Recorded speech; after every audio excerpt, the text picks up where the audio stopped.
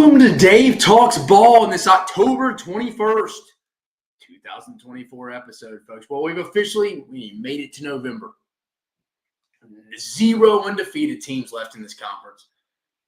Alabama has 2 losses for the first time since 2007. I was a senior in high school sitting in Martha Muller's English class at this point. Prayers up to Miss Muller. I think she's still teaching English at St. Patrick's, by the way. But anyone in this league, guys, can be had on any given day. This season completely reminds me of the 2007 season where we had a 2-loss national champion in LSU. I mean, you hadn't been able to say this wild of a season in the last 15 years, in my opinion. But we're going to get into some initial reviews, some Week 8 reviews. Jake Crain from Crain and Company is going to join us to talk some college football, SEC football. Week 9, look ahead. We're going to keep it pretty basic there, a little baked potato. This episode, obviously, we'll talk a little what's wrong with Jalen Milroe within that. Where we talk, is Texas flawed? We'll talk a little about that. College basketball starts in 2 weeks from tonight, guys. We got some pretty good break. We got some pretty good matchups, too. Missouri, Memphis. West Georgia, Mississippi State, Gardner-Webb, Tennessee, Texas A&M, UCF, Wright State, Kentucky, North Florida, South Carolina, Long Island, Ole Miss, Tennessee Tech, Georgia, Maryland, Eastern Shore, Vanderbilt, South Florida, UNC Asheville, Alabama, Lindenwood, Oklahoma, and the big one, Texas, Ohio State, and Vegas. That'll be the big one in T-Mobile Arena in Vegas to open us up. But let's get right to it. But before we do, we got to pay some bills. Game Time app. Download the Game Time app and use code SECU for $20 off your first purchase. Guys, I appreciate you joining us tonight, but Dave Talks Ball is brought to you by Game Time. So use them. I've used them for Braves tickets since I moved to Atlanta. I've used them for SEC tournament tickets last year. I've used them for plenty of everything. I encourage you to go use them. $20 off your first purchase. But let's get right to it. Jake's going to join us in probably about 18 minutes. But let's get to it. Let's see how many of these initial reviews we can get to before he joins us on here. But the Georgia Bulldogs make a statement in Austin, folks. Make a statement. Fantastic game plan for Georgia. We'll give them their flowers first right off the bat. Just a phenomenal defensive game plan from Glenn Schumann, who had a baby last week. Congratulations. Kirby Smart, Tavares Robinson, Chidera Uzo-Uribe. The defensive staff at Georgia put together the best defensive game plan I've seen anyone have this year. I mean, they were throwing so many different looks at Quinn Ewers. I mean, they were showing 3 down front, moving it into a mid-front, running cover 0 behind it. He had no idea what to do. I mean, there was a lot of different looks. They're bringing cat corner blitzes. Some of that's on Texas for not communicating it, but putting their tackles in difficult spots. I mean, it was a tough night for Williams and Banks. The 2 tackles for Texas across the board there. Just Texas, give Georgia credit. Focused on the little details in the game plan and out-focused Texas. That's really what it goes back to. Team had all week to hear how people like me thought Texas was going to win this game by double digits. I thought they would. I thought going into this, there was nothing that showed me Georgia would win this football game. But you know what? Texas was a little bit, we'll talk about it in a minute, but a little flawed. Wouldn't say completely, but a little flawed. I would say, especially Quinn Ewers, still looks a little banged up. I think we got a couple quarterbacks in this league that are a little banged up. But I thought Carson Beck went great on offense for Georgia. That was 28 for 41, 175 yards, 3 interceptions. Georgia, similarly to what they did to Alabama, or what Alabama did to them last month, got up early. It was just too much for Texas to overcome. Now, Georgia came back, obviously, and took the lead against Alabama. That didn't happen against Texas. But Texas had their shot. They had the 3rd and 10. They had Georgia down 8. They let Georgia convert it. Mike Bobo and them went and got in their bag when they had to. So give him and Carson Beck credit. But they did not win the game because of them. Now, for Texas, you got hit in the mouth earlier. It's as Mike Tyson says, everyone has a plan until they get punched in the mouth. And if you go back and watch the film, it really was not as dominant as the score would tell you. I thought Texas' defense was not bad. I mean, Hans the Gray, I love him. One of our most loyal listeners. I told you Texas' defense is only good on offenses ranked outside that. I didn't think it was Texas' offense, Hans. I mean, their defense, Hans. They really weren't. They got a lot of short fields off Quinn Ewers turnovers, just in general. Texas is, I mean, Look at it right now. I mean, we'll pull up some numbers to support this. I mean, it wasn't. I mean, Georgia was 6 for 17 on third down. I mean, total yards 285, passing 175, rushing only 110, and Texas forced 4 turnovers. I mean, and 3 turnovers. I didn't really think Texas was really that bad on defense, honestly. I really didn't. I mean, I thought a couple of their guys actually played pretty well across the board on defense. I mean, I thought Michael Taft was fine. I thought Anthony Hill was good. Obviously, Janae Barron had 2 interceptions. Andrew McCoo, before he went out, had an interception. I really didn't think they were that bad. I really didn't think the defense was that bad. It was the offense who was just confuzzled. I mean, they were across the board, just confuzzled across the board. Confuzzled. I made that up, folks. It's not a real word. But Quinn Ewers, he was bad. 25 for 43, 211 yards, 2 touchdowns, 1 interception. Georgia's pass rushers were overwhelming Texas offensive line all day. The edge rushers were all over. I mean, Damon Wilson, Jalen Walker, Chaz Chambliss was even getting in on that. But it was a bad day if you were a Texas offensive tackle. Kelvin Banks, Cam Williams just was not their day. For the first time this season, Banks and Williams both allowed sacks and quarterback hits in the same game. Georgia simulated pressures, twists, stunts, blitzes, whatever you want to call them. Texas offensive line and pass pro, all sorts of miscommunication, adjustment issues. They even went to Arch Manning just to sit Quinn Ewers for a minute and just – I mean, Sark even talked about it. He's like, I'm sure Quinn hates me for doing this, but I had to do what was best for the team. I mean, they gave a shot to Arch Manning. I thought it was the right decision. They gave Quinn Ewers the team back in the second half, and I thought he looked a little better. But due to the offensive struggles, early turnovers, Sark went away from him in the first half for about, 2 drives?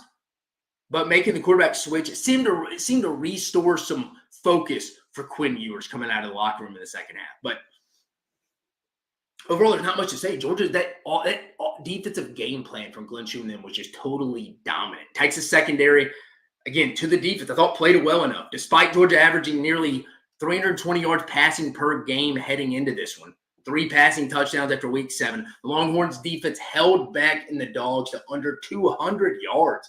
No passing touchdowns. Again, I didn't think the defense, when you go back and rewatch it, was that bad. The ability of Texas's defense to hold its own defending the Georgia passing attack kept Texas, in my opinion, the streak alive of holding opponents to under 300 total yards in every every game so far this year. I thought Andrew McCuba was good. Janae Barron was good. I don't really blame the defense. I thought it was just a bad start and overall just a bad performance by the offense. Now, again, Ons is right. They haven't played a lot of great offenses. This was their first test. But, again, it wasn't really fair for the defense because they got short yards. Tough to judge them off that. But is Texas a flawed team, folks? Yes, I think they are. I think they are a flawed team. But I think a lot of teams in the SEC are this year. There's not an undefeated team up. They all have holes. Georgia has holes in the back end. Jonell Aguero has not been good all year, but he was phenomenal the other night. Michael Williams hasn't been healthy all year. He looked incredible the other night. I'm just telling you, folks, Georgia's guys who were banged up all year. Michael Williams. Christian Miller's been banged up a little bit. Damon Wilson came out and played really well. Jalen Walker dominated. C.J. Allen dominated. Everyone played well the other day. Dalen Everett on blitzes, the cat blitzes, played extremely well. Like I mentioned, Jonell Aguero had not been good at the star nickel spot. Was really good the other day, setting the edge on the outside zone run schemes. Go back and watch that. Did a phenomenal job. So give Georgia the credit for attention to details on the defensive game plan.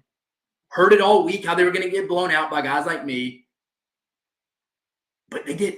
They just focused more than Texas did. I don't think Texas is flawed. I don't think they're any more flawed than anyone else out there. I think this was just give Georgia the team that had heard all week, like, hey, man, we're kind of the class of this league. And they're talking about we're about to go lose our second game and get the doors blown off.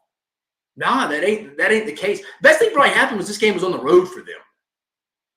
But give Georgia credit, man. Dominant performance. I don't think Texas is out of it yet. I really don't know if we'll see how much improvement Texas will have until they go to Kyle Field last game of the regular season. I mean, look at the schedule. You get Florida at home. They go at Arkansas, potentially dangerous. That is very potential. That is very dangerous potentially. They get Kentucky at home. I really don't think they're going to be that challenged. UTEP, I think. Yeah, let's pull up the schedule here real fast. So I don't want to give it to you wrong. So yeah, coming up, they got at Vanderbilt this week. We knew that. Florida at home, at Arkansas and Kentucky before A&M. I really don't think you'll be able to fully judge how improved they are, but guys like Quinn Ewers playing good defenses, and he's going to be playing a good defense against Texas A&M to end the year at Kyle Field. Well, I think that's the next time we'll learn. Because I don't really have much faith in Kentucky. I think Arkansas, that could be a sleepy game. Florida's playing with more confidence, but it's at home. And then Vanderbilt this week. Vanderbilt comes in at 25th. That's a road game in the SEC against a top 25 team. I mean, I think Texas should out-athlete them. Sorry, Vanderbilt fans. I think this just kind of is what it is. But again, I don't think the next time you'll really see them challenge is at A&M. Now, before we put a bow on this one, how about the reversal call in the pass interference on Janae Barron's interception when Arian Smith initiated the contact? How about that? I've never seen that overturned. Now, I see some people saying, like Kirby Smart saying, hey, it sets a bad standard. And it does. You can't be throwing stuff on the field. You even saw Steve Sarkisian go out there, calm down everybody. You had the cheerleaders out there picking up cups, beer bottles, stuff like that. The refs didn't overturn it because of the student section. It just gave them time to see it on the big jumbotron and be like, man, we messed up. And I could see someone maybe in their earpiece, but we have to overturn this. Arian Smith initiated that contact. If we miss this, this is an awful call. And officiating has been bad all year. And I see people talking about that.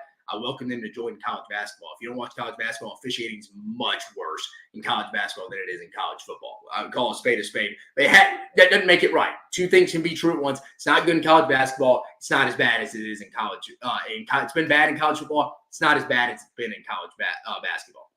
That's what it is. It's bad officiating in college football, but it's not as bad as the officiating in basketball. It's called a spade a spade. But I don't think they reversed that call. Like I saw Joe Klatt saying they reversed it because of the fans were going nuts. They didn't reverse it because that just made them stop for a minute. Probably got some people in Birmingham talking to them like, this is a really bad missed call. You have a chance to change it. They did. They got the call right, but I've never seen a subjective call like pass interference being overruled or overturned. Here's my suggestion. Just have one big super. I mean, if you start, you can't start reviewing pass interferences, just like you can't start reviewing holding calls. We'll be here all day for football games. I mean, the 11 o'clock window Central won't be over till 5 o'clock at night. But I do think this: let there be the normal challenges, and I think each staff, hear me out, gets one super challenge or whatever the hell you want to call it. You get one challenge where you can challenge anything, and that's it. I think even if you get it right, that's your one. You can't just keep, renewing it each time. Hey, if you think early in the game that was a big pass interference call when you took the ball to start the game and you ended up scoring, so be it. So be it. If you want to use it at the very end, so be it. If you want to use it right after half, so be it. But you get one super challenge or one X challenge, whatever you want to call it, and I think that should suffice. I think this ruling the other day may change a little bit. Just like the Dan Lanning 12 men on the field call got changed immediately within a week. We can change this, folks. But I think you give one super challenge or whatever the heck you want to call it, that would make the sport better, and it would make it a little bit more from a chess not checkers move when these coaches have to determine when they want to use this super challenge. I think this would be great for the sport. Super challenge, X challenge, whatever you want to call it. I think it'd be good for the sport. I mean, the UFL does it, if I remember right, in the spring. So I don't see why college couldn't do it. We changed it when Dan Lanning kind of reinvented the rules with the 12 men on the field. We changed that rule within a week. Why couldn't we do this? Probably not, obviously not this season, the super challenge rule, but starting next year, why couldn't we? But Texas gets a statement win, man. It's the statement win, 30-15 over Texas. Let's review the third Saturday in October real quick before we get Jake in here. Tennessee holds on for a massive third Saturday in October win. Dominant performance by the Tennessee defense. I think them and Texas A&M probably have the best two defensive fronts across the board. They held Alabama to 75 yards on 34 carries. I thought the Keenan Peely injury at linebacker would be key for them, but it obviously wasn't. Jalen Milroe would not take advantage of it. Thought Jeremiah T. Lander played well. Arian Carter played well for Tennessee. How good is the Tennessee overall secondary? I don't know, but it's improved. I mean, Jamad McCoy is the best secondary player they've had during the Josh Heupel era, and probably since Philip Fulmer was there in his last year in 2008. Let's be honest. definitely since Tim Banks has been the DC and Josh Heupel's been the head coach. Jermod McCoy, the Oregon State transfer, had the interception down in the end zone against Jalen Milroe. Bad ball. We'll talk about that in a minute.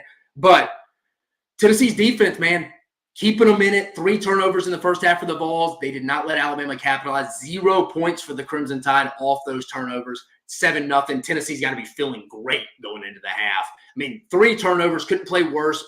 Nico was missing deep shots that Josh Heupel and Joey Hazel drawing up all first half. It could have been worse for both teams, but Bama took a 7-0 lead into half. Felt like Bama left some meat on the bone there. To Nico, not good. 14 for 27, 194 yards, a touchdown, interception. Thought he was better in the second half and made some throws down the stretch. Now, did Chris Brazzell and Dante Thornton help him? Absolutely, but you need your teammates to lift you up. He wasn't great, though. He was not great at all. He's going to have to be better. Again, I'm not overly impressed with Tennessee after this win.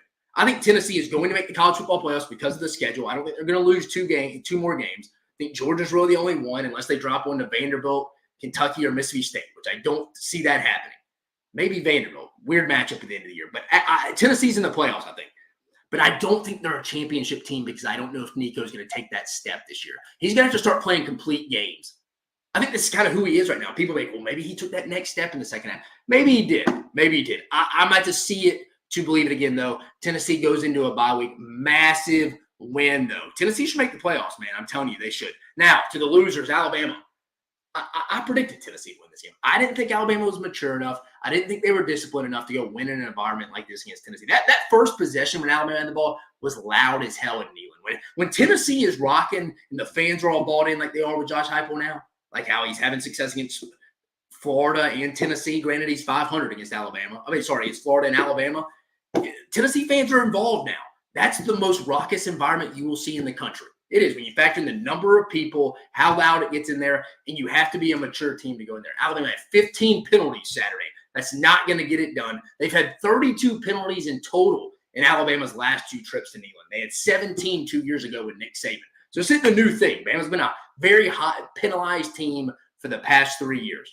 Now, to the defense, I thought they looked somewhat improved. Now, did they leave some shots at the third level in the first half that Tennessee couldn't take advantage of? Absolutely. But we knew the secondary would be great going into the year. They're banged up now. Devontae Smith's hurt. Keon Sabb's going to be out for a while. Bray Hubbard is going to be starting. Guys from where I'm from, Ocean Springs, Mississippi. His dad was the high school basketball coach. He's going to be starting some. Bama was already thin. Now they're banged up on the back end. I thought the defense held their own. If you told me they only gave up 21 points, because again, Tennessee kicked a field goal when Bama went for it on 4th down. They already gave it deep into Bama's territory. So I'm not going to really hold that one against the defense. They held strong, gave a field goal. 21 points, really. If you told me that, I thought Alabama would probably win the football game. But as bad as Nico was, Jalen Milroe is worse. He was. I mean, give the defense credit. They forced 3 turnovers, but the offense could do nothing with it. Only scored 7 points in the first half, and none of those were off turnovers. None of those were off turnovers. That was the game. You not converting any points off those 3 turnovers in the first half when your defense has been reeling. This Alabama football team just does not play complimentary football right now.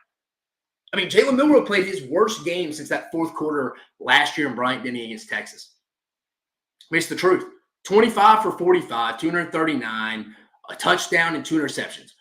What is wrong with Jalen Milroe? Really, since the second half of the Georgia game, he has not been good. It has not been good. He doesn't look healthy. I saw Kalen DeBoer today said he didn't say he wasn't hurt, but he didn't say he was hurt enough to not play. But Jalen Milroe there were certain plays, man, where there's a 3rd and 2 where Jam Miller motions out to the flats. And Tennessee's bringing 6, and it's man-free. It's cover 0. It's man-to-man. He rolls to the side where there is no one. Of course, he takes his 8-step vertical drop back there, rolls out. Bama's not even running a route to the side. He misses Jam Miller to the flat on 3rd and 2, and Jeremy Bernard on a quick crosser. That's for sure first downs. And if Jam Miller makes the linebacker miss, remember, folks, it's cover 0. It's man-to-man. They're bringing 6. There's no help on the back end. If Jam Miller, which he would have had a shot, catches it, he for sure gets the first down. If he misses it, makes the linebacker miss, he may score if he gets 1 block. May score. Jalen Milroe single-handedly lost this game almost. He really did. He was up 90, 95% responsible for it. Just what in that second to last drive, Ryan Williams wide open, just overthrows him big time. Ryan Williams had 18 targets. 18 targets. That just means you're trying to play hero ball and you're just hoping someone makes a play for you, like you saw in the Georgia game in the end of the game where Bama came back and won. It's just like he's trying to make hero ball with Ryan Williams. He's not going through progressions. He isn't wanting to take off. You go watch the All-22 film and you see lanes where you're like, dude, if he just took off there, he's picking up 10 to 12 yards. I think he's a little banged up, folks. I think Jalen Milroe is a little banged up right now. I don't think that's that wild to say. Oh, 1 second. Let me pause this for a sec. I thought I sent it in here to my guy. Oh, we're about to get Jake on. Let's pause that just for a second.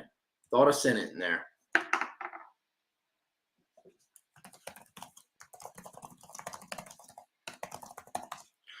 Jake will be on in just a minute. But to my point here, Jalen Milroe is just missing plays. He's not there. That was the worst performance of his career.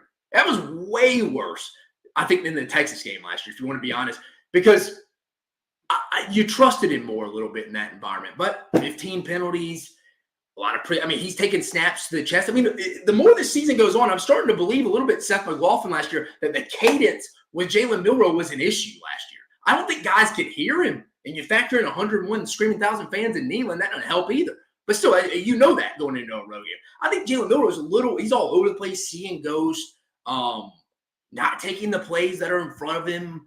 Just, hey, when in doubt, go to Ryan Williams. 18 targets on Saturday to one guy, to a freshman wide receiver. You're just hoping he makes plays, man. That's all you're doing there. The offense, man, it was bad. It was bad. Specifically, Jalen Milroe was a major issue on Saturday and cost him the football game. He was the main reason you lost that football game on Saturday. There's no ifs, ands, or buts about it. I mean, that was the worst performance of him, like I keep saying, since that fourth quarter of the Texas game last year in Bryant-Denny Stadium. Again, missing just tons of plays. Like I mentioned, on the 3rd and 2, when they motioned Jalen Milroe out there to the flat, you hit him there, they're cover 0. He makes a linebacker miss. You may not score because Jalen Milroe, you could have a DB out. I mean, let's just say Jermod McCoy chasing him down. But it's a first down in a big game.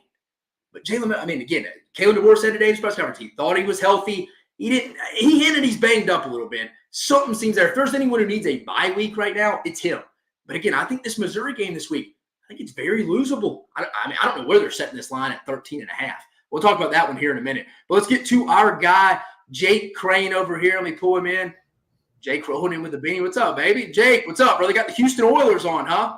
Oh, look, man, I've got more Houston Oilers gear than anybody that I think played for the Houston Oilers, including my father. But I still think it's the best logo and color scheme out there. But no, man, I got the hoodie. Just got out of the washer. Be damned, son. Oh yeah, look, it's hard to screw up that color combo in anything. I think the best uniforms are the baby blue or the powder blue. Including Ole Miss's as well. The icy whites go hard. But no, man, I appreciate you having me on. No, Jake, I appreciate you. Hell, I added you last minute. I wanted to have some dialogue tonight. I wanted to talk back and forth. No one better to chop it up with than Jake Crain from Crain and Company. Give him a follow at Jake Crain. I mean, if you follow really any social media, sports, or anything, you've seen Jake Crain before. So, Jake, appreciate you being on with us. Let's get right to it, brother. I feel like you're a pretty candid guy. You're honest. What is the biggest surprise to you so far in this SEC season through 8 weeks? Well, I mean, it's hard not to say Vanderbilt, right? I mean, that's kind of not that they messed. You know, it's not that they messed around and won a game. It's that their personnel is actually to a point where they're a problem. We talked about this on the show today, previewing the Texas and Vanderbilt game. This isn't oh no, are our guys going to get up to play Vanderbilt? It's like, look, y'all. If we don't play good, this team has the personnel, not just at the skill position, because you know this is as good as anybody, Dave. There's a bunch of wide receivers running around. There's a bunch of DBs running around. It's the line of scrimmage. That's what separates the men from the boys. That's what separates the highest level of college football from the intermediate level down to the lower level. And if you're trying to go from the outhouse to the suburbs or from the suburbs to an estate with a pool and a gate, your ass better be good on the line of scrimmage, or I don't care if it's Friday Night Tykes or the NFL. If you run the air raid or the triple option, it ain't going to work. So I would say Vanderbilt. That's the low-hanging fruit, though. I'm going to say Ole Miss to me, and not in a positive way. I know that's kind of the obvious thing when you look at it. Not that their season's over. If they thread the needle, I think 10-2 gets pretty much every SEC team in, including Missouri if they go 10-2. But losing the Kentucky game is one thing. The way they bounced back against South Carolina and then really controlling the LSU game for most of it, and you got to give LSU their flowers, obviously, for coming back and winning it, then propels them to go beat Arkansas to death. But to me, I would say Ole Miss on the other side. I expected this team, the anointed team. And I know people in the chat will say, oh, well, it's Lane Kiffin. He never wins the big game. Well, people said that about Kirby Smart. Eventually he won it. People said that about Jim Harbaugh. Eventually he won it. Hell, people were saying that about Dan Lanning, and they just got over the hump against Ohio State. But Lane has been in the game longer than Dan has from a head coach standpoint. So I would say on the good, Vanderbilt. On the bad, Ole Miss. No, Jake, I would agree with you. I was talking to some buddies from college, a group chat the other day, and they disagree with me. I was like, part of me still thinks, you tell me if I'm wrong here. I feel like you may lean with me. I'm not putting words in your mouth here. Part of me still thinks Ole Miss may be better than LSU. I mean, they led that whole game until the game was over. And it felt like they didn't even play that well either. Yeah, well, it's I think you can make a logical and rational argument on both sides. But if you watch that game and you take the bias out of it, whether you're an Ole Miss fan or you're an LSU fan, I mean, LSU didn't lead at all during any point in regulation. They didn't lead until it mattered the most at the end of the game. And again, all credit to LSU. But we can't just have revisionist history and think that Ole Miss didn't play well or control most of that game. But, it's a zero-sum game. You either win or you lose. And LSU, they won it straight up. So you have the tiebreaker there and the benefit of the doubt going forward. And that could be the thing that propels this LSU team. And now looking at Alabama, that game at home becomes even tastier if you're an LSU fan. But you got to take care of business this weekend first. And you're walking into hell in Kyle Field. Yeah, you are.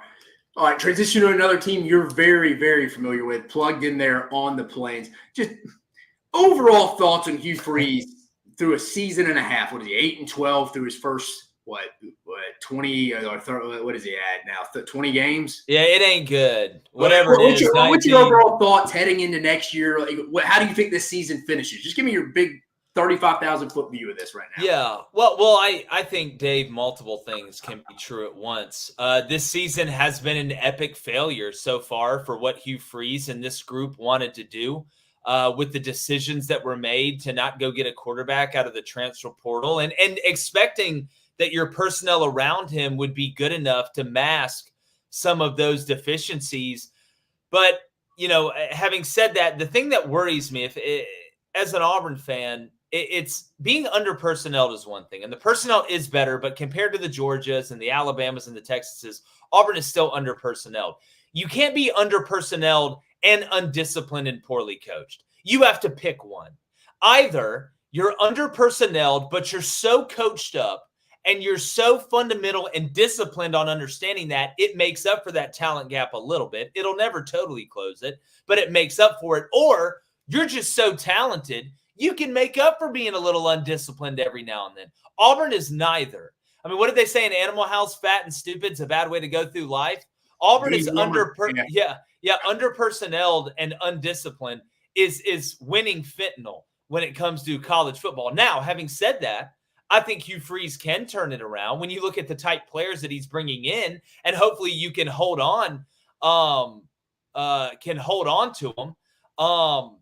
But, at this point, until you show proof of concept on the field, it's going to continue to be hard to sell it and sell it and sell it at this level. And nobody's saying go 10-2 or 9-3, but, show that there's been progress from a coaching standpoint and development standpoint to where you walk into that living room and you tell that five-star, we're this close. We are one of you away from doing what we should be able to do in the future. And so, yeah, I think Auburn's going to be fine in the long run. But right now, it's fair to be very critical of Hugh Freeze. And you should be when you're making that type of money.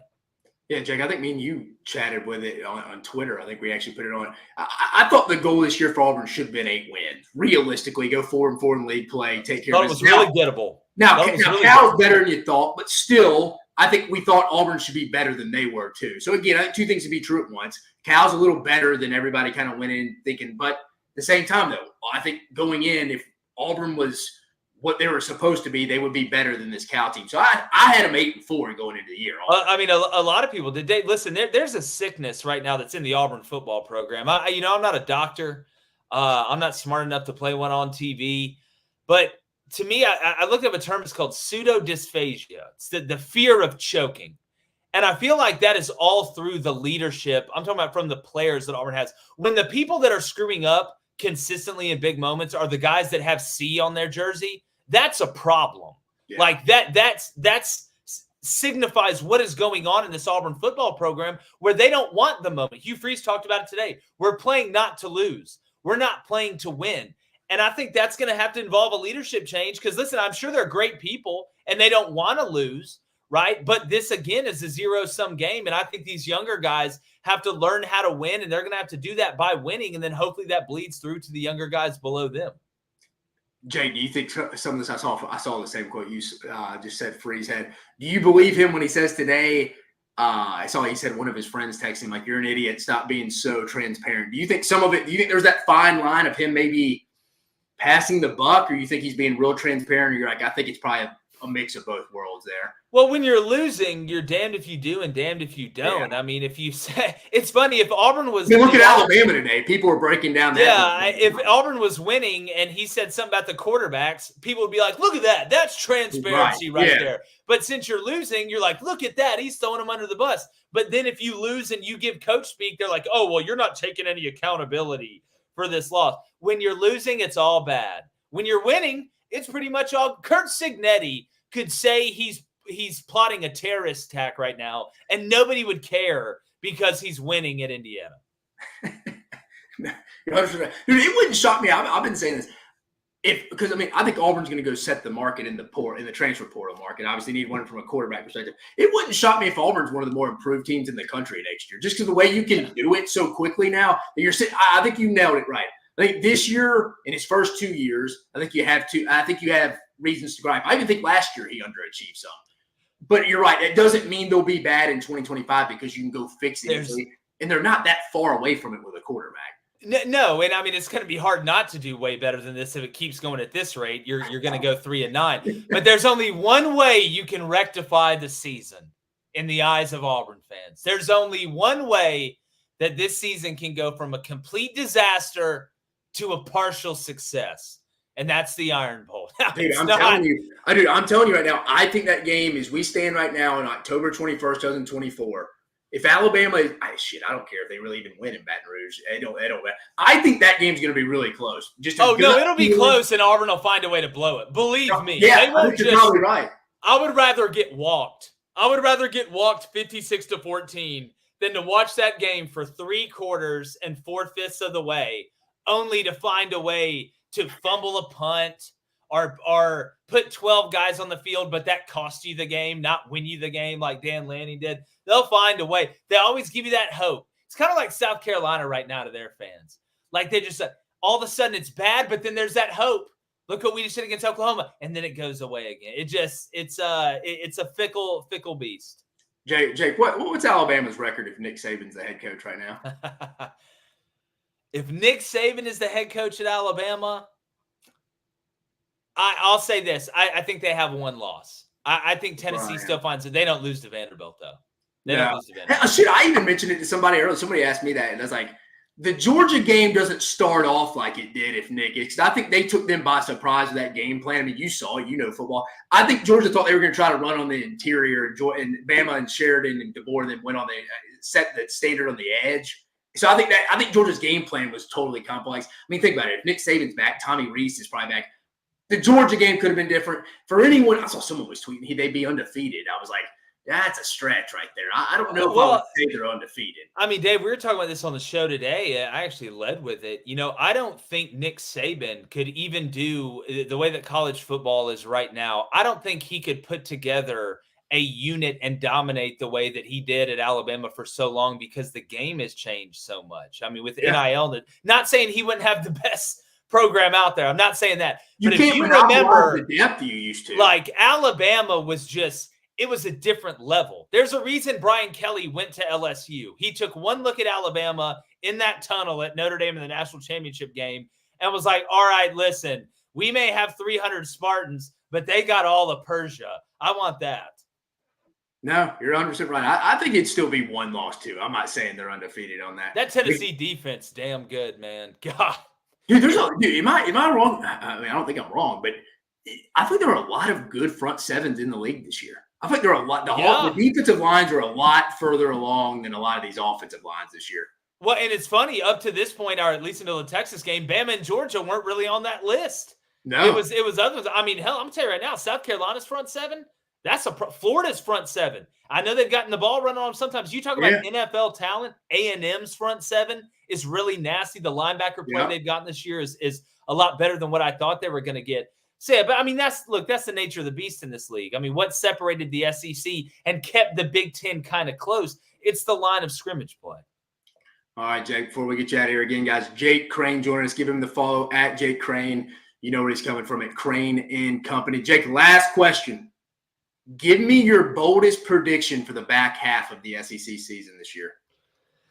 My boldest prediction for the back half of the SEC season. I think I'm going to say that Texas A&M plays for the SEC championship. In the SEC championship game for, I believe, the first time, right? Yeah. Wouldn't that be the first time they play? I got a feeling they're going to find a way against LSU. I'm leaning that way. I hadn't made my official pick yet. But if Connor Wegman, I know it wasn't great against Mississippi State, if he can play 75% as well as he did against Missouri, Texas A&M is a complete team, and they're an absolute problem. So let me Mike Elko in his first year takes A&M to the SEC championship game after beating Texas. Do you feel good about the winner of the LSU A&M game this week with both being obviously the winner leaves undefeated still in league play? Do you think the winner of that game is in Atlanta? I mean, obviously you said if A&M wins it, you obviously think so. But I think so. I think so. I mean, Georgia's still got to play Tennessee, which means Tennessee still has to play Georgia. Georgia's still got to play Ole Miss. Texas, right, that has some challenges down the stretch. You look at Bama right now, already with 2 losses in the league, and they've got to go on the road and play LSU. So, yeah, I mean, we're to the point now. That's why that win over Arkansas was so big for LSU. I don't think people from a matrix standpoint of the SEC understand how big that win was to not only knock Arkansas out, but if LSU finds a way this weekend, I mean, they're almost buying some insurance and being able to get in. Shoot, they'd be the only. I've been saying it for a couple of weeks now. Like every time I say this, the team loses. There's only been 2 teams since 2019, not including Alabama in 2020 because the stadium was not filled. So for the stat purposes, I might count it. Since 2019, only 2 teams have won true back-to-back week road games in the SEC. 19 LSU, 21 Georgia. Ole Miss had a chance to do it in Baton Rouge because they beat South Carolina the week before. Obviously, they didn't. LSU, if they win this week, they join that party of those 3 teams. That'll be interesting. It seems like nobody's been able. They get that first win, and people stumble in that second, just as you know. Hey, can I say, yeah, and I agree with you, David. That reminds me. Can I say something real quick before I go? Yeah. It's amazing, man. All the Oklahoma fans that gave me stuff before the season when I tried to tell you guys, and Texas is starting to figure out now, it's not the one-off games in this league. It's oh, man, we just lost to Texas. That was a big game. But don't worry, South Carolina's coming this week. And then you got those things running around on the defensive line. Yeah. So welcome to it. You guys are welcome here. Y'all are as nuts as we are, so it's fine. But this is what it's like, right? It's like getting jumped by a bunch of midgets with baseball bats every time you open the door. You don't know who's coming to hit you, but you just know you're getting hit. No, you're absolutely right, man. But, dude, I appreciate you joining us on such late notice. Again, guys, Jake Crain from Crain and Company. Jake, what are you on now, 2 to 4? What is it? Basically 2 to 4. That's a good way to put it. 2 p.m. to 4 p.m. Central live. If you can't catch us live, you can watch it on demand. We have live calls, a live chat, and I'll be the best-looking one that sits in the middle. Man, it's a shot at Blaine and David right there. Oh, of course it is. Right across. They're catching strays left and right. Go give him the follow, Jake Crain. Jake, appreciate you joining us, man. All right, Dave. Anytime, buddy. Later, man. Jake Crain joining us, guys. Does a phenomenal job over there. Coached college football, played baseball, I believe, at South Alabama from Opelika. Dad played at Auburn. He talked about his dad played for the Oilers there. Does a phenomenal job. Crain and Company. on The Wire, the sports show On the Wire. Again, David Cohn and Jake's brother Blaine Crain do a phenomenal job. That 3-man crew over there daily, 2 to 4. Go give them a check out. But let's get back to some other, just reviewing quickly, getting to some of these games across the board here. We already went through Georgia getting the big win against Texas. Tennessee getting the big win over Alabama. Jalen Milroe with a horrific performance, probably his worst since the Texas game in the fourth quarter last year. But Jake mentioned this one. Let's go to it.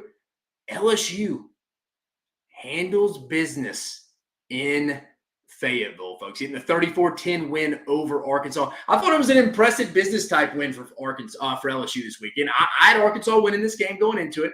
But they were coming off a bye week. Good spot for Arkansas. But LSU dominates both sides of the line of scrimmage, +2 in turnover margin. That's how you play winning football. A very mature win, off an emotional win at home where you didn't lead all game against an Ole Miss football team. You bounce back. Arkansas, place was rocking off the Tennessee win. They wanted this one. You didn't get it done. How about Whit Weeks, man? Whit Weeks. Let me say this about him. Everybody was talking about Harold Perkins, myself included, being the guy that Blake Baker could maybe mold into that next great inside linebacker. Blake Baker in 2021, Edward Juwan's last season, he was the linebackers coach. He developed Damone Clark, who now I believe still plays for the Dallas Cowboys, into a really good linebacker that year. We all thought it was going to be Harold Perkins. But to me, Harold Perkins is kind of that tweener spot. Doesn't really have the instinctual ability to play inside the box. Doesn't have the length or size to go play on the edge consistently. Kind of a tweener, hey, see ball, get ball guy. Whit Weeks, though, this is the project Blake Baker is taking on, and he is following the exact same blueprint that Damone Clark did in 2021. I think this LSU defense, people were laughing about it. It became kind of a joke a couple of weeks ago, probably starting in that, South Alabama game. But I think this LSU defense is better without Harold Perkins. I think it is. I think guys are more comfortable in their role. They know what is expected of them. People do better in all aspects of life, not just football, when they know what is expected of them day to day. Give Blake Baker, give LSU and this entire defense credit. We knew it would be improved. But again, they've maximized the most out of the person. That personnel is still not great, folks. And I think at some point, their warts are going to show, and they'll get got at some point. But again, it's much more improved than even I thought. I mean, it is. It's much more improved than I thought. I mean, I never thought the interior of the defensive line was going to be great. And you factor in Jacoby and Guillory's out for the year. But you've had some guys step up on the interior, like Gio Paez. And I also think the edge guys, Savion Jones, have been really good. Braden Swinson has been really good. Overall, just a tremendous improvement. Big win for LSU in a business-like fashion. We talked about it with Jake. Big win. Kind of seems like driver's seat SEC championship game in Atlanta kind of game, winner of this A&M LSU game this week. Arkansas thought it was your worst performance since UAB a couple of weeks ago. Just a bad overall game. You got to go flush it. Jaquin Jackson was in and out, your leading rusher, who I think is one of the better yards after contact backs in the league. You had your chances early in the game, but it just got away from you. LSU kind of sat on it. Taylor Green wasn't bad, but he just seemed uneasy all night. I think if you lose the line of scrimmage on both sides of the football and you lose the turnover battle, I don't care where the game is. I don't care if you're coming off a bye week. You're just not going to win a lot of games. Tip of the cap, give the flowers to the LSU Tigers. Big one this week. Like I said, driver's seat game for the SEC championship. South Carolina jumps on the Sooners, and it never really stopped, folks. Let's be honest. They get the 35-9 win. South Carolina, this game, and I feel bad for Oklahoma fans that were in attendance. This game was over about 10 minutes left in the first quarter. I'm being serious, folks. This game was over after the Tonka Hemingway fumble return.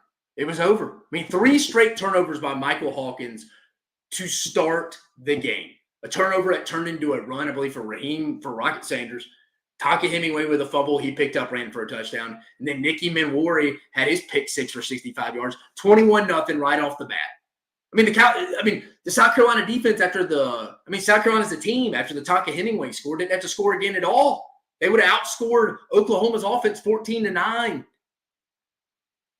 Let me repeat that. After the Tonka Hemingway fumble return for a touchdown on the second drive, they didn't have to do anything again. They would have won the game 14-9. The defense would have outscored Oklahoma's offense. Let that sink in, folks. The South Carolina offense, to an extent, though, still concerns me with Lenora Sellers. They're doing enough to win football games. He wasn't great, though. 16 for 25, 175, 1 touchdown. But they're doing what they got to do. Again, Rocket Sanders staying healthy will be key for South Carolina to try to go get 8 wins here, which I think is possible. Very possible. They get a bye week. They get A&M in a great spot after this big LSU game next week at home. That's a dangerous spot if you're an A&M fan. But if you're a South Carolina fan, you got to be fired up. We talked about it. That defensive front is full of dogs right now. Tonka Hemingway, Boogie Huntley. I mean, we know about Dylan Stewart. We know about Kyle Kennard, who leads the SEC in sacks. They're really good up front right now. They're playing phenomenal. Tip of the cap. South Carolina's much better than I thought they would be this year. Again, the offense was probably about what I thought it would be. Rocket Sanders probably a little better than I thought it would be. Always heard all offseason he was a little more banged up than lead on. But he stayed healthy. He's playing well. He's a complete you-know-what female dog to get down in space. He's hard as hell to get down in space. But the defense they've stayed healthy. Their secondary's gotten a lot better. Again, I always liked DQ Smith and Nikki Manwari, but even they've improved. They have. I think Jalen Kilgore's played well. Overall, just a really O'Donnell Fortune's played well. I think overall this defense has improved. Give Clayton Whiteman credit. South Carolina's playing well. Oklahoma makes a change at the offensive coordinator spot, which I think is very fair. Seth Luttrell relieved of his duties. Sucks it's his alma mater. He played fullback there with Josh Heupel in the 2000 National Championship team. But the Sooners, 1-3 in their SEC debut, head to Ole Miss this week with a 19-point favorite. We'll preview that here in a minute. But 128th nationally in total offense, 107th in scoring. They have 11 turnovers. They only have 8 touchdowns through 7 games. And they have 4 more turnovers than they have touchdowns through 7 games. 2 things can be true at once, folks. Injuries contributed to this, but you've had injuries all year. Again, it's tough to lose 5 of your top 7 wide receivers, but you have to adjust at some point. It has never gotten better. I was done with him after the bye week and what you showed in the Texas game. I mean, it's not like they're moving the football and just can't convert in the red zone. It's been anemic. I mean, your first 3 possessions are turnovers. And let's be honest, it was a bad hire right off the bat. Seth Luttrell has never called plays. He was Brent Venables' buddies. From talking to people over there, I've been on staff with people that have been on that are on that current staff. It sounds like there's a lot of internal turmoil in that offensive staff. And I know a couple guys on that staff, and they're very alpha personalities that are going to say what's on their mind, especially when things are going bad. And I'm sure that's what's happening. Because again, in that industry, it's a scoreboard business, folks. You can be buddy all that first year in the SEC. But when the bullets are flying and stuff's not going well, people start looking at each other and be, hey, look, dude, we could all be out of a job here soon. I know Brent Venables just got that new contract this past summer with Joe Castiglione, but his butt's going to be right on the hot seat with Hugh Freeze heading into 2025, I think. I think that's it. I think the 2 biggest hot seat coaches going into 2025, Hugh Freeze, Brent Venables. You heard it here first. Hugh Freeze isn't a surprise, but I think Brent Venables will be on there too. Who he hires as OC will be massive. They turned it over to Joe John Finley. I think they announced tonight on Brent Venables' coach's show, Jackson Arnold will now be starting. I think that's the right call. And I also think going to Michael Hawkins initially after Tennessee with how bad the offensive line had been playing, having a more mobile guy, he gave you your best shot to go win at Auburn. Was he why you wanted Auburn? No, but you did get the win. Now, was it because of the Kip 6 by Kip Lewis? Sure. But again, Michael Hawkins still got the win.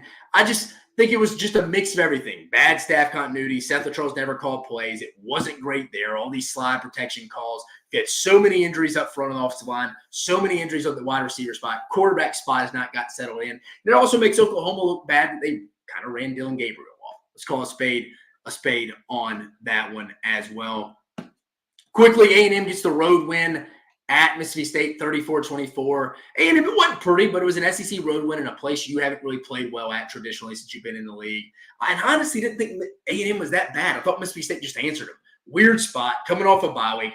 Big game against LSU this week. Road game. I thought really outside of the 2 turnovers, I actually was not that unimpressed with A&M. I was actually more impressed with Mississippi State. And that's why you got to give Jeff Levy and his staff some flowers there. I thought since the Florida game, they lost at home about 4 weeks ago. Mississippi State's gotten better every week. They played tough against the A&M team that is fighting to get to Atlanta for the first time. Thought it was a phenomenal opening drive to go up 7-0. They had a phenomenal drive in the half to cut it to a 1-score game. I like the true freshman Michael Van Buren, the Baltimore native, St. Francis Academy in Baltimore. I remember watching him in high school. Loved his film. I think he's kind of your future. I'll be honest with you here. Blessing in disguise if you're a Mississippi State fan listening. Never wish for injuries. But Blake Shapen, who is a senior, his eligibility is done. And I've said it before, there was not a better stopgap player in a first year for Jeff Levy's system than Michael Van Buren. I know a lot of people are already talking about maybe Jackson Arnold. That'd be wild. Jackson Arnold transferring to Mississippi State after this year. That may change now with him getting the start now at Oklahoma. But having that relationship with Jeff Levy from coming over from Oklahoma, I think Van Buren's the future, dude. He's played really well. Maybe not really well, but he's played good in his first start at Texas, at Georgia, and then this week. Those are 3 really good defenses. I'm just saying, they put 31 points up against Georgia 2 weeks ago, and Georgia went and locked down a pretty good Texas defense. Again, I don't do transitive property dubs, but facts are facts from that perspective. It may be a blessing in disguise. He's getting his feet wet this early in the season in a meaningless season, essentially in your first year. Just keep fighting. You're playing within that spread. Like I told you, don't get it twisted, though. Those people in Jackson, Madison, when they're drinking in the country club with their buddies, and Ole Miss is struggling to their expectations this year, too. Already 2 losses with Lane Kiffin. And Jeff Levy and them are kind of hanging around with the Georgias, Texases. Again, they're not on the same level by any means, and we're not going to celebrate losses here. If they go 3-9, 4-8, that's a terrible season. But also, there's got to be context and layers to it as well. I think Michael Van Buren playing this early only helps Mississippi State going into the spring. They can start implementing more of Jeff Levy's true offense, and then heading to fall camp next year. This is going to help them. I'm telling you. Let's go. Florida dominates Big Blue. Damn, did they? They did. Florida, how about Jaden Ball? 106 yards, 5 touchdowns. Granted, a lot of 4 of those 5 were in short yards. DJ Lagway at his first start was not bad, but he wasn't great either. 7-14, 50% passer, 259 yards on the ground, 1 interception, almost 500 total offense for Florida.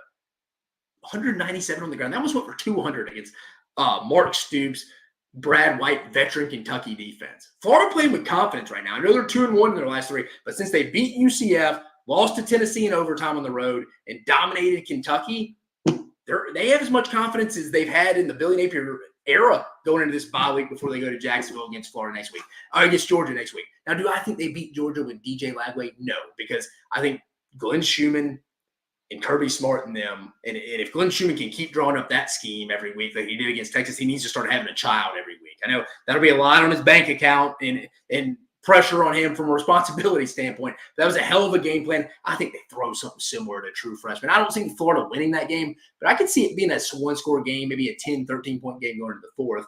For Kentucky, I have no clue what to say about this team. Since they left Oxford after that win at Vaught-Hemingway Stadium 4 weeks ago, they've been the same. They've checked out since then. Off the bye week, thought it was a perfect spot to get Vanderbilt at home after Vanderbilt beating Alabama. Nope, got embarrassed. I didn't think a true freshman in his first SEC start would beat a Mark Stoops, Brad White, veteran Kentucky defense. No, he put up 500 yards on them. Where does Kentucky go from here? They host Auburn this week. We'll talk about that one in just a minute. This just feels like it's ran its course in Mark Stoops. Like I was told by a veteran administrator after a while, unless you're like Nick Saban, after about 10 years, your message grows stale, maybe not even just to your players and your coaches, but through the athletics department and through your fan base at this level in the SEC. Again, Mark Stoops didn't have the success John Calipari has had at Kentucky. Won a national championship. But Mark Stoops raised the floor up with the Kentucky program where now 6-7 wins is kind of boring to them and they want more. I don't think they can fire him because they can't pay him. But when that Iowa job, when Kurt Ferentz retires, watch out for that. And again, Mark Stoops could be in College Station right now if A&M's fan base didn't have a conniption about it when it leaked in the middle of the night about this time, a couple of weeks, about close to a year ago. So I could see Mark Stoops being on the first train out of there if he could find the perfect spot for him. I think this has just ran its course. There's a lot of sourness. He wants more money, but I think the fans look at him and be like, hey, you can't even beat Florida when they're down. We lose to Vanderbilt and South Carolina back-to-back years. Shane Beamer owns you. I think, hey, till you start beating the teams that are on our level, I don't want to hear it. So I think that's where we're at for Kentucky. They got a big game against Vanderbilt this week. Against Auburn at home this week. But who the hell knows with that game? Speaking of Auburn, speaking of the Auburn Tigers, Brady Cook, how about it? Brady Cook comes from the hospital and rallies Missouri from a come-from-behind victory over Auburn. Missouri, Brady Cook went down early with it looked like an ankle injury. And it looked like Auburn was finally going to break through and get their first conference win. But Brady Cook said, Stone Cold Steve Austin, nuh-uh. Like you remember he used to say it to Vince McMahon, nuh-uh. By the way, go check out the Vince McMahon documentary on Netflix. Pretty good. But Drew Pine got most of the run. got most of the work on Saturday. Wasn't great. 10 for 21, some really bad balls. Auburn controlling the game going into the fourth quarter. Brady Cook comes back in, and what do you know? Missouri presses all the right buttons. Auburn is looking like Helen Keller. Can't hear, can't see, pressing everything. Just looks like they have been given a pinata stick and thrown in a dark room, and it said, hey, go hit this pinata, you win this game, and they're knocking holes through the window. Auburn finds ways to lose games, folks. And again, on Saturday, I said all the time, most games are lost, not won. They just continue to lose games, man. Either the defense can't get a stop, defense gets a stop, they have Missouri pinned back, Missouri punts, Auburn's up, gets the ball, Missouri's 40, and has to punt back. Just Auburn just finding ways to lose games. I think it's somewhat of a mental thing right now for them, to be honest with you, too. I think they're scared to go win a football game, as weird as that sounds. I think they get in these late games. And again, you don't watch Auburn, you're like, God, what a terrible, god-awful football team. No, you don't say that. They just make killer mistakes every week, just brutal mistakes at the end of games and in critical situations that just continue to lose them games. Now, was Peyton Thorne great the other night? No, but I still don't think he's the biggest issue. 17 for 29, 176 yards, a touchdown. He didn't turn the football over. I mean, he didn't. They can't convert the key third down in conversions when you have to. 4 for 14, 0-1, 0 for 1 on fourth down. Just overall, not a good performance. Not a good performance in the fourth quarter when you need it. Only the second loss ever in Auburn football history when they've had a double-digit lead going into the fourth quarter. Let that sit in. I think they're 105-2 now. I think they're 105-1 going into it. You add the loss, it's 2. Horrific loss. It's just a horrific loss. I picked Auburn going into that one. Felt really good about it. Again, they just find ways to lose games. They go on the road to Kentucky this week. Who's going to get that one? Both teams need it. I don't know. And then finally, last game, Vanderbilt beats Ball State 24-14. This game was tied going into the fourth, folks. Again, kind of expected that. Vanderbilt was due to not play a real big game. Again, nobody's paying much attention to them last week. Ball State, not a good MAC team. They're 2-5, 1-4 in league play. Vanderbilt just didn't play their best. Diego Pavia, 17 for 31, 275, a touchdown interception. Overall, just not a great performance. But again, you can't expect 12 straight performances from 18 to 22-year-olds in today's atmosphere. Too many distractions, social media, whenever they do go to class. Just a lot out there. I just don't expect that anymore. I don't think you're expecting to see that anymore. But again, Vanderbilt continues to do what they do on third down. 9 for 16. Really wasn't that bad overall. Didn't really turn the ball over. I think just Ball State played a little better. Vanderbilt didn't have the juice they would have against Alabama or what they'll have against Texas when Texas comes to town this week. But Clark Lee and Vanderbilt sitting at 5-2, 4-0 at home. They host Texas, trying to get that 6th win. I think Vanderbilt's going to get one here. They're going to get one. They go to Auburn next week. Again, Diego Pavia trying to go 3-0 against the state of Alabama in a calendar year. He may get Kay Ivey out of office there in the state of Alabama. He may run for governor. Beating Alabama and Auburn three times in a calendar year. Pretty impressive. Let's go to the comments before we go to the week ahead, to the week 9 look ahead.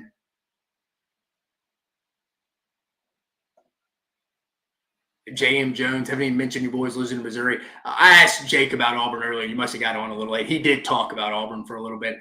He thought they weren't. He thought this was a total disaster of a year, but thought they could get better next year. And again, I agree with it. The way college football is now, do not be shocked if Auburn's the most improved team in college football next year with the way you can go get people out of the point. They're going to set the market in the quarterback market. I think they end up taking 2 quarterbacks. South Carolina's a dangerous team, James Jones. Yeah, they are. Their defense keeps them in games. Their defense has been elite right now. They're not only just stopping teams, they're scoring.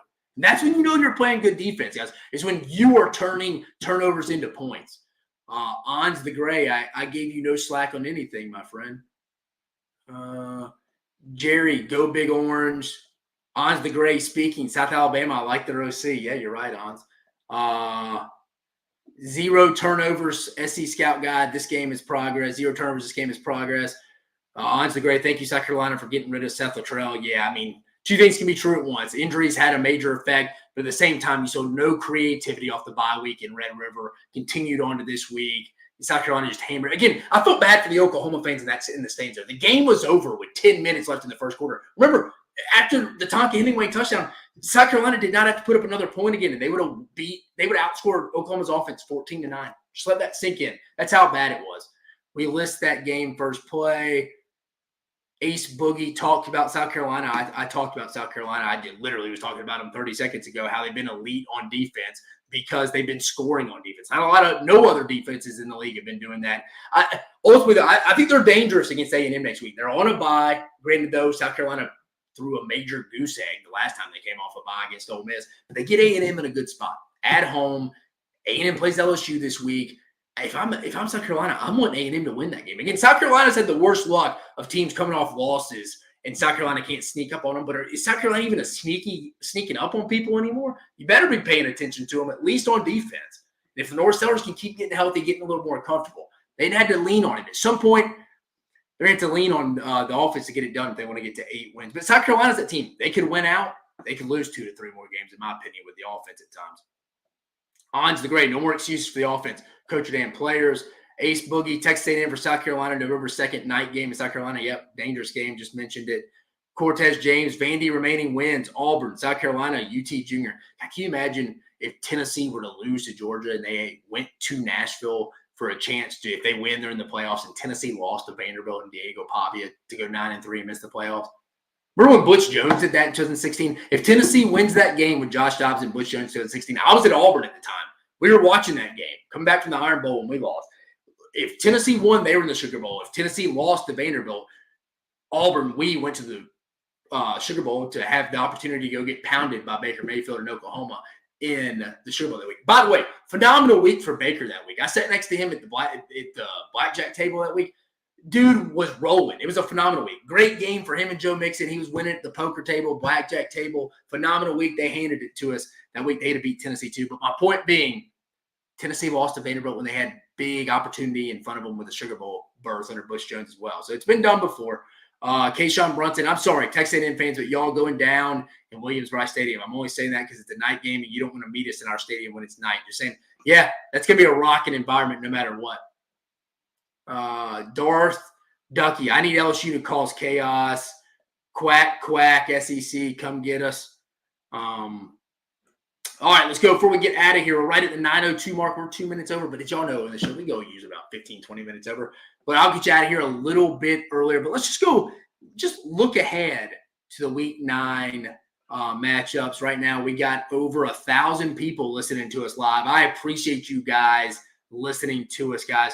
Just phenomenal across the board, you guys listening. Just before we review Week 9, remember this episode, Dave Talks Ball, is brought to you by Game Time app. Download the Game Time app and use code SECU for $20 off your first purchase. But the Week 9 look ahead, here we are, folks.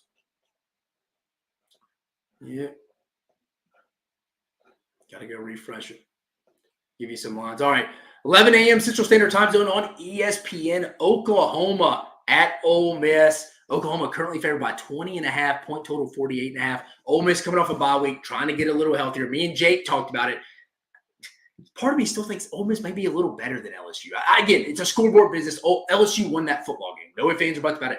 But Ole Miss controlled most of that game, led the entire time till overtime, and didn't even play that great and barely lost. But this is a bounce-back opportunity for Ole Miss here. Again, Jackson Arnold getting the start. Joe John Finley is going to be calling it, who I coached with a little bit.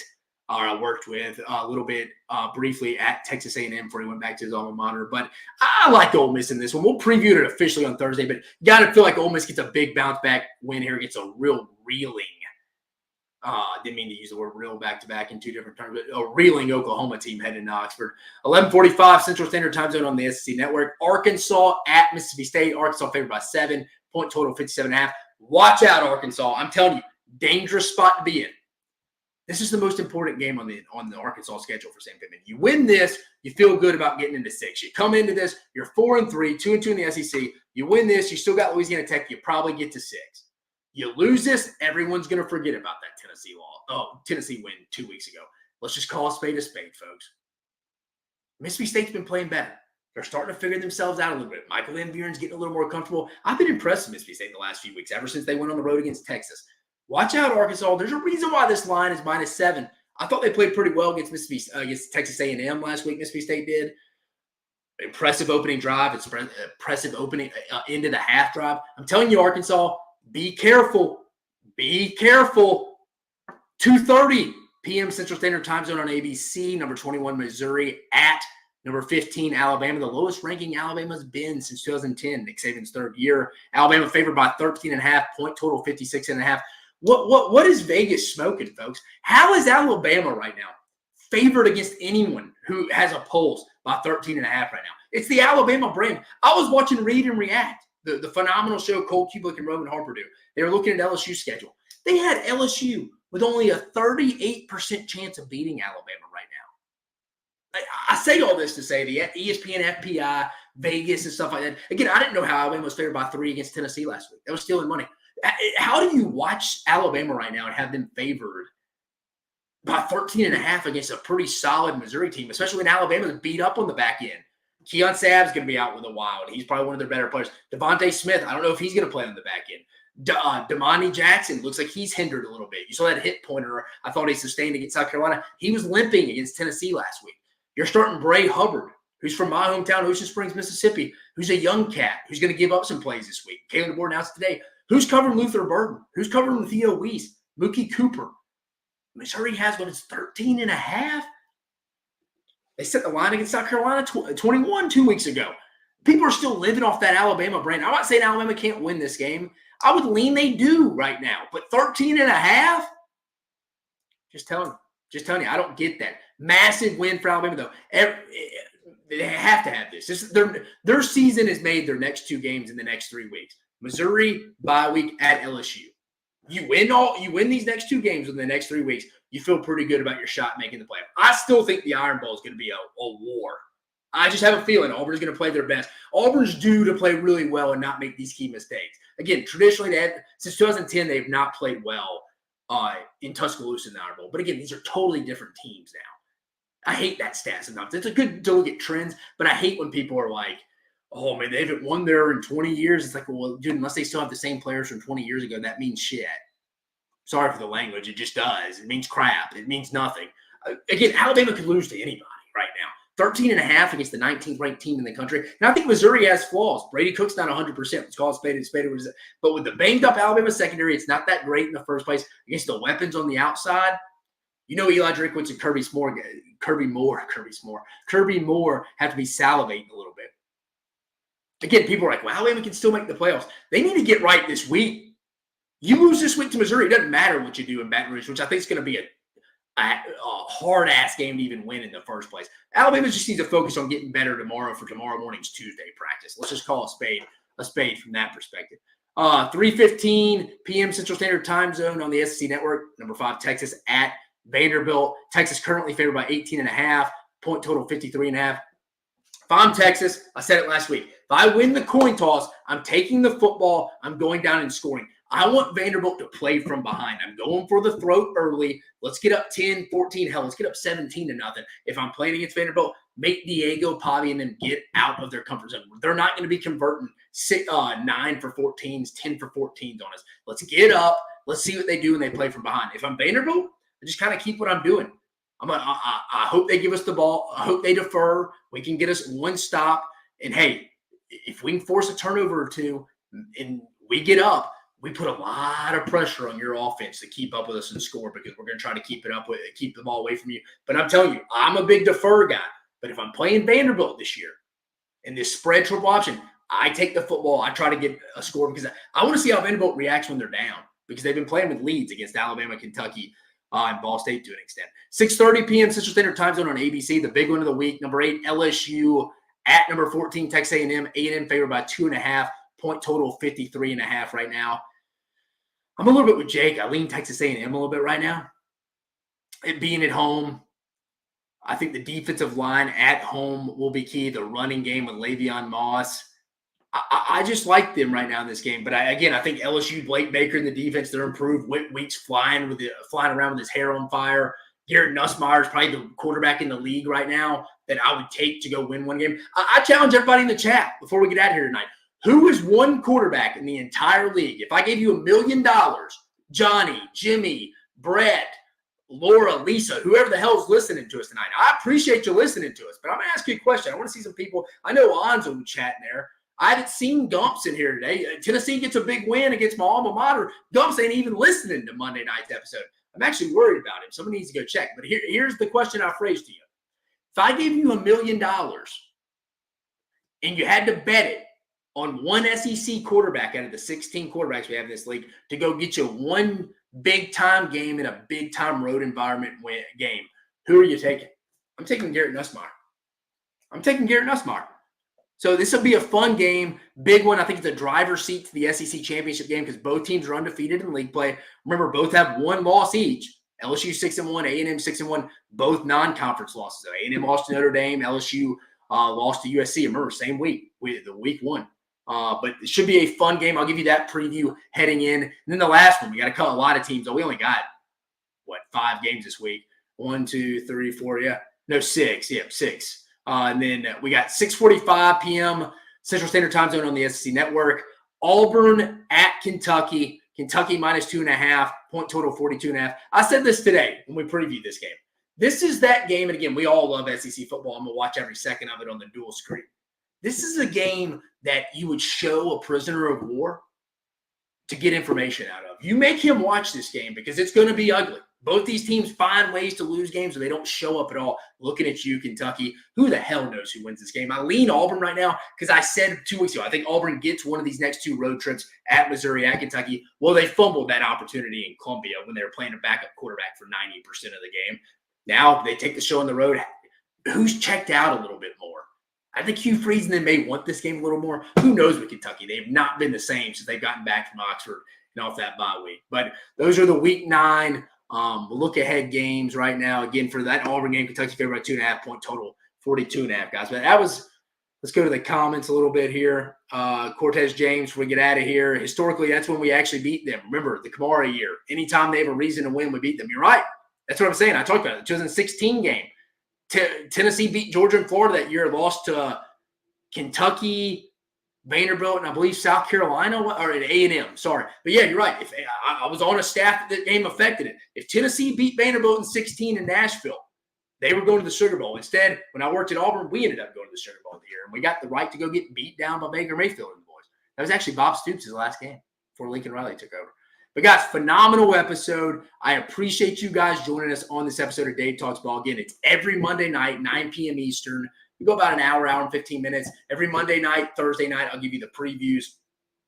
Again, you still over 1,000 people watching right now. I appreciate it, guys. Remember, this episode brought to you by Game Time. Download the Game Time app and use code SECU for $20 off your first purchase. But look, we went in-depth review on all the Week 8 action. What's wrong with Jalen Milroe? Looks awful. Looks banged up. Worst performance I'd seen an Alabama quarterback in about a decade outside of his own last year against Texas, and probably when Tyler Buckner started against South Florida last year.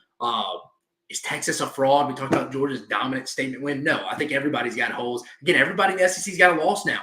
Everybody's got a loss. We talked about all the other games. South Carolina dominating Oklahoma. Auburn just continuing to find ways to lose games. Brady Cook coming back from a hospital to help Missouri win. And we brought in Jake Crain from Crain & Company. Talked about, he said the boldest prediction of the back half of the SEC season for him. Texas A&M will be in Atlanta for the SEC championship is his prediction. I'm probably not far off with it. But guys, I appreciate you joining us on this episode of Dave Talks Ball. See you on Thursday night, 9 p.m. Eastern. It's Prediction Thursday, guys. Don't know how I feel about that. But hey, you have a great rest of your week, and I appreciate you joining us.